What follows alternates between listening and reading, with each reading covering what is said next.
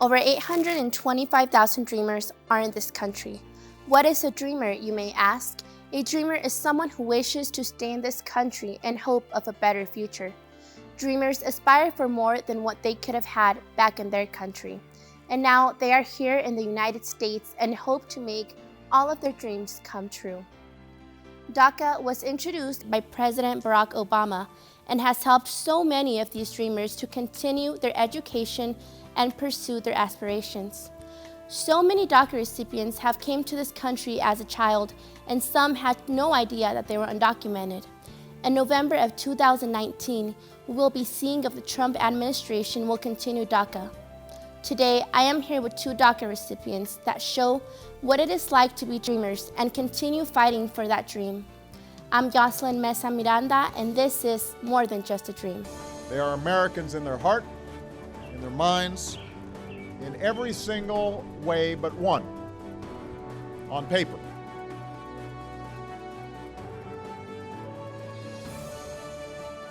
Today with us in the studio, I will have Frida, who shares her story. We will also be going over another story of a young man who came here in hope of a better life and shows us that nothing is impossible. Please join me as we continue with these wonderful people who have done nothing but make their dreams come true.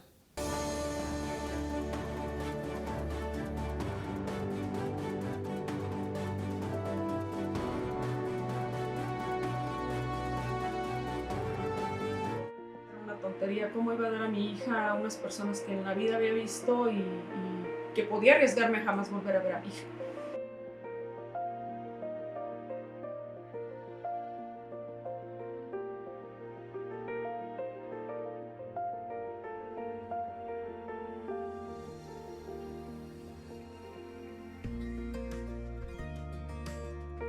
My parents brought me over to the US when I was about a year old, so pretty much a baby. And from what I know, because I don't obviously remember really what it was like, but I was brought over as someone else's child. So brought under someone else's name as a baby boy, and then reunited with my parents once they crossed the border. Okay, and I know you said you can't remember much because Right. obviously you were a baby, but what was it like knowing about that story? What did you feel like when you found out about it? It was really hard. My parents didn't actually tell me until I was a lot older, so I think around 20 years old is when they finally were ready to tell me the story of how they came over, but also how I was brought over. And it was just kind of crazy to know that they were 19 years old when they brought me over and made that decision on their own, because my dad came first. So he completely on his own came over to the US, started working and trying to set up that foundation for us so that when we came over, we had a home and somewhere to stay. And then having my mom at 19 years old, female, traveling alone, and knowing that we were separated at that point because I did not travel with her. Oh, wow. Yeah, so it was just really hard to hear that from my parents. Right. And did you always know that you were undocumented, or when did you find out? I had suspicions for the most part. Growing up, for the most part, it was really normal, everything was the same, but there was some things that my parents were like, no, you can't, sleep over at friend's house, or we don't drive after dark, or, certain things that I was like, okay, this is weird. Why does everyone else get to do this and not me? I didn't get a confirmation until I was in high school. That was when I for sure knew, okay, this is different. I didn't know what it meant until I was a junior, though. Okay, and when you did find out, what were your suspicions? Like you said, some of them you mentioned, but what was the point where you were like, okay, I'm undocumented? How did it feel like? So I was a junior in high school. I was getting ready to take all of our standardized testing to get into college, starting ready to really get into college mode and start applying, and that's when I realized I didn't have a social. And that's when it hit me, right? That was my biggest dream, was going to college, and at the time I wanted to be an attorney, and I had dreamt of that for so long, and I didn't understand why my family always said, no, you can't do that, you shouldn't do that, you should just work, graduate high school and be content with that. And that moment was devastating, because I was like, okay, maybe the fact is I can't go because of this. And so it was really hard to find that out, knowing that all my friends were about to go to college, and I had to pretend like I wasn't interested in college anymore. I had to just kind of hide that and see where I was going to go and what my plan was, because for so long this plan wasn't going to work out anymore. Right. And so once that happened, once you were out of high school, what were some of the other challenges faced and what was the most challenging? Right, I think that transition. So I ended up going to college. I was lucky enough that DACA had passed my senior year and I was able to at least, apply with a social. I wasn't able to get any aid of any kind other than private scholarships. But that transition was extremely difficult for me. I was under the impression that my hardest challenge in life was going to be going to college, but it was actually being at the college level, being at a very white university, and feeling like I clearly did not fit in and that I wasn't meant to be there. That was just really challenging because for so long I had fought my family and told them like that was where I wanted to go, and to be in that space and realize like I didn't belong was really hard for me to accept because I didn't want to come home and be like, you guys are right. Right. Yeah. That's really hard. And so when DACA did pass in 2012, what were some of the things that transitioned for you that made your life and changed it for the better? Right, so the biggest piece was that my family was like now feeling a little bit more secure about my decisions, because at that point I had decided I was gonna go to college with or without anything. I was gonna figure it out, we were gonna get through it, and I would just go step by step. So having DACA not only assured me, but also assured my family that, okay, this is possible, like it's gonna be okay. I was also able to get my driver's license, which was huge. I was able to finally be one of the only people in the family who could drive without worrying about being pulled over or anything like that. And so those are two major changes. Additionally, I was able to finally work, and that helped so much in college as well because having to pay for school out of pocket and things like that.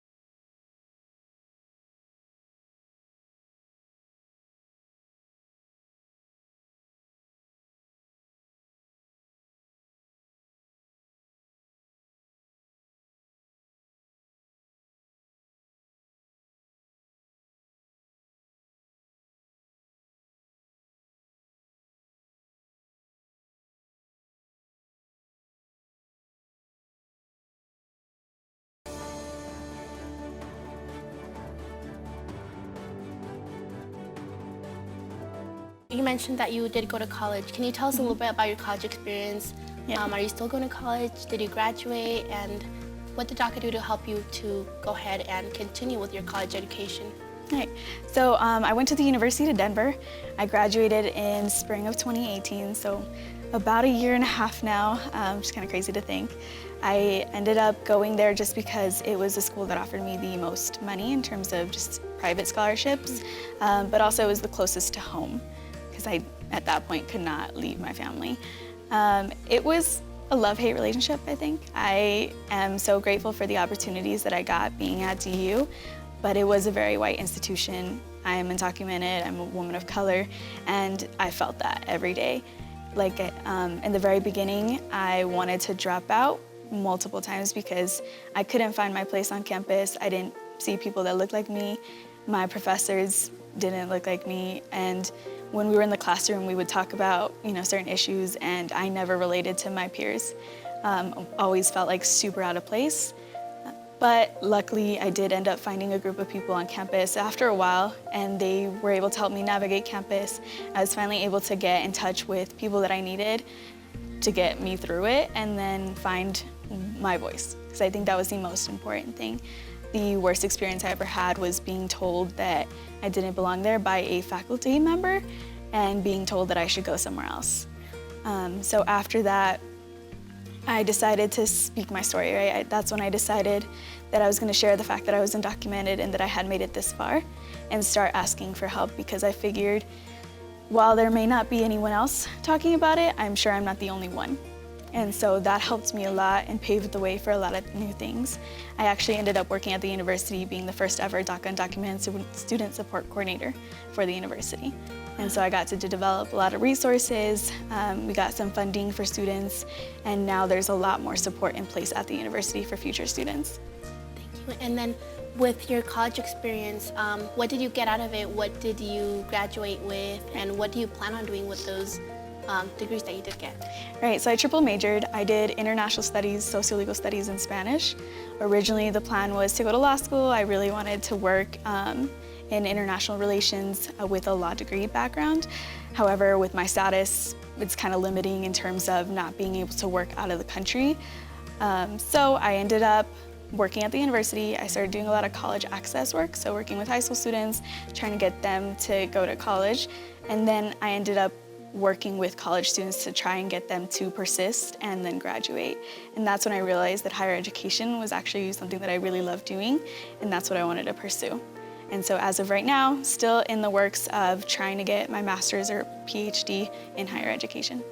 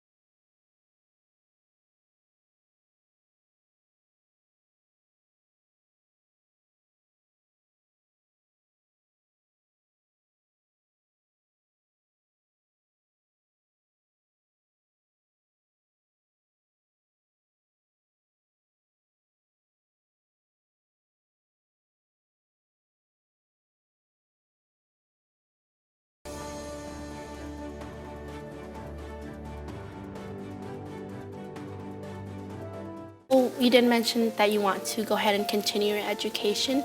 What do you think is going to happen with DACA, and what do you plan? Do you have anything planned for, if anything does happen with that plan? So I'm hopeful that one day I'll be able to get my PhD. With the way things are right now, it is extremely difficult. Not very many DACA or undocumented individuals have made it past, a bachelor's, and when they get to that level, I didn't realize that at the master's and at that graduate level, there's less resources, there's less funding, and even more so if you're undocumented, so it just gets tougher. With everything being uncertain with DACA, I've done a lot of work in activist work, lobbying.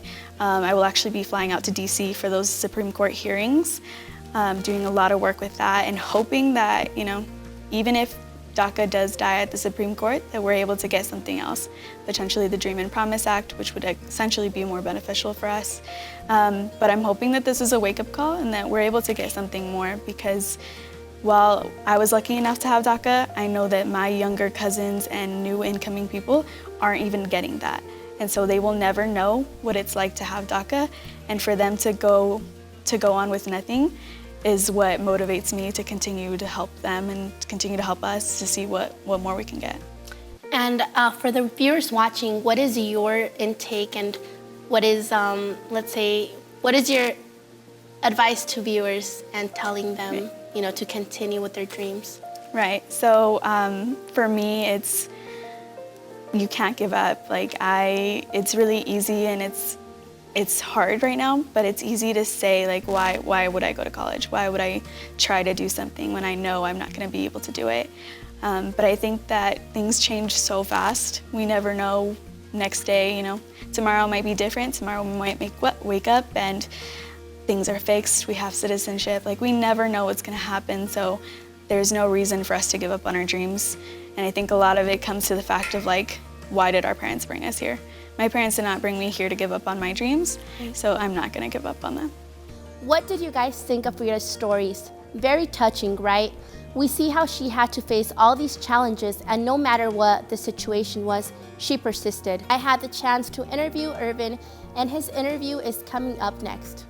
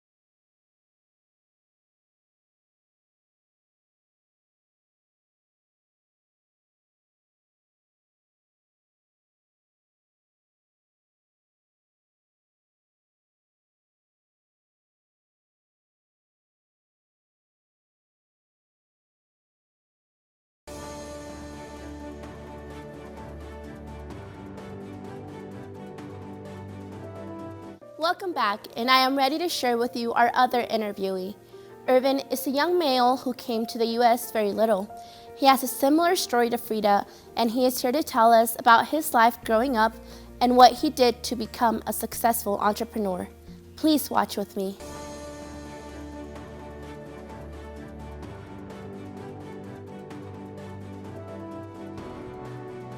Didn't know what to expect. It was something different.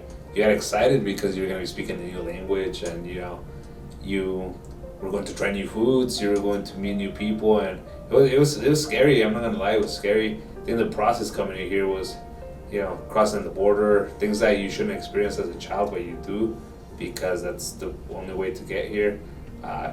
Crossing the border, dropping on the ground with the smuggler told you to drop on the ground.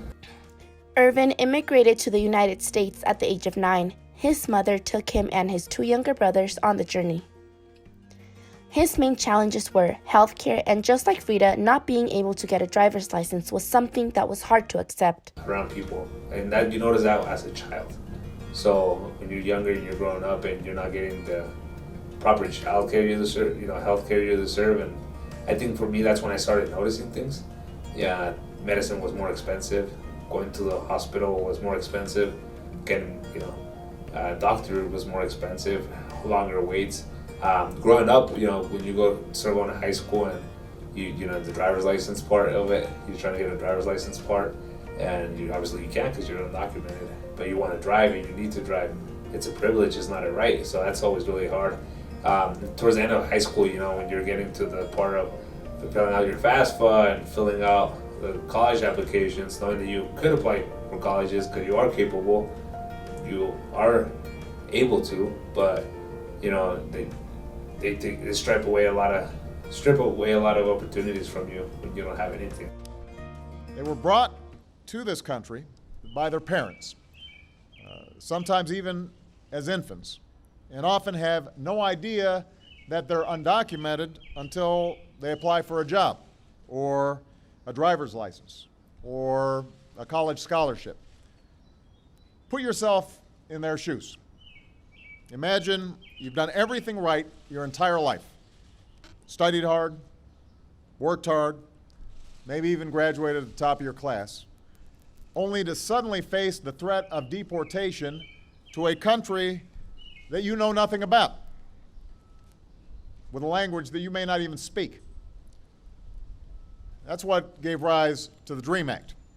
It says that if your parents brought you here as a child, you've been here for 5 years, and you're willing to go to college or serve in our military, you can one day earn your citizenship. What I tell all the young entrepreneurs is to not give up. It's hard. There's times that I've wanted to give up, prior to even, throw my other business ventures that I started. And you always have to be consistent. So be consistent with it and water your crops and take care of them. Be consistent. Main thing, like I said, not giving up. I can't stress that enough. Because you get to a point where you're just so tired and so burnt out with all the work you've done and you don't see anything from it. But the thing is that next day you're just gonna hit gold. So tell everybody to stay consistent, get help, look out, don't be stubborn. Us as young entrepreneurs, as millennials, we become so stuck with the idea that we're the best. Our egos get inflated and we're amazing. But humble yourself down and get help, look out. Don't get ripped off, but get self-help and learn from everybody around you, because just grasping good little things from everybody. When it comes to DACA students and any undocumented person out there, I just keep going. Don't give up. Don't be afraid of risking it all for happiness. Because at the end of the day, we want to be happy, and we feel that as immigrants, we're not, we're looked down upon, that we don't matter, but we do matter. We matter a lot when we pay our taxes, and we don't take advantage of the system. So don't let the stigma from everybody else around you, don't let racism, don't let discrimination, don't let any of that stop you from getting to where you want to be. And not only that, we're here for a reason, because we love America. We're here because we're brought young, but we have to make the best of it and make sure we never give up.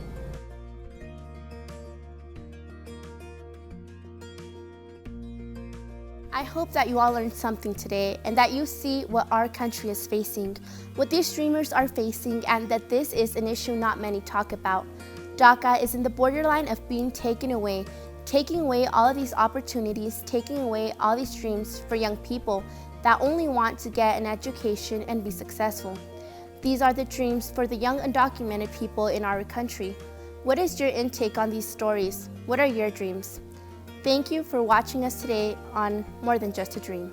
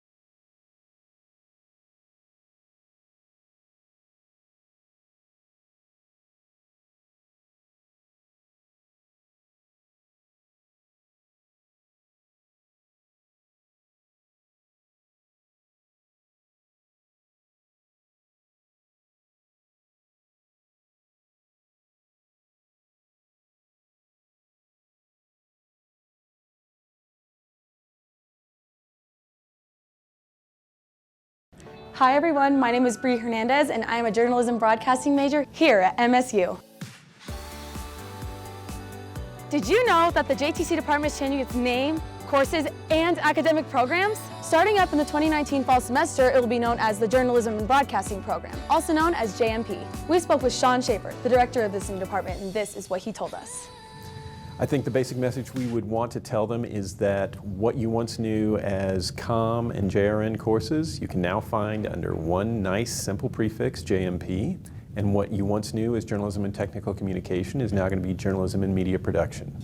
Okay, I get it, but Dr. Schaefer, what's going to start happening when you have to register for classes in the fall semester?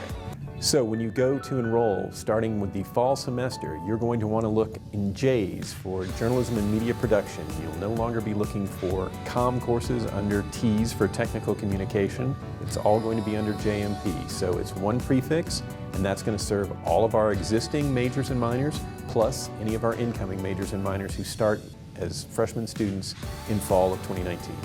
So what would that mean for our current students? For current students, the only challenge they're going to have is getting used to a new prefix. All of the courses that they have been promised will still be there waiting for them, and if one of those courses has been archived, we have a replacement for you. Okay, that is good to know. But if a student is having problems registering for a class, can someone help? If a student is having any problems getting enrolled, or let's face it, not even having any problems getting enrolled, but would just like to talk about their career direction, their academic plans, what they're going to do with this degree ultimately, please come to Central Classroom 119 and see one of the professors there as an advisor. University advisors can help you with the general idea of what's going on. The College of Professional Studies also has professional advisors that can help you with specific issues, but in both cases they're best dealing with general studies questions. If you really want to know about the things that relate to your major or minor and they're in our department, you need to come see someone in our department. And the plus with us is, regardless of what program we're teaching in, we're all qualified to advise you on any of the programs that journalism and media production offers. Oh, okay, thank you so much, Dr. Schaefer. See you in class.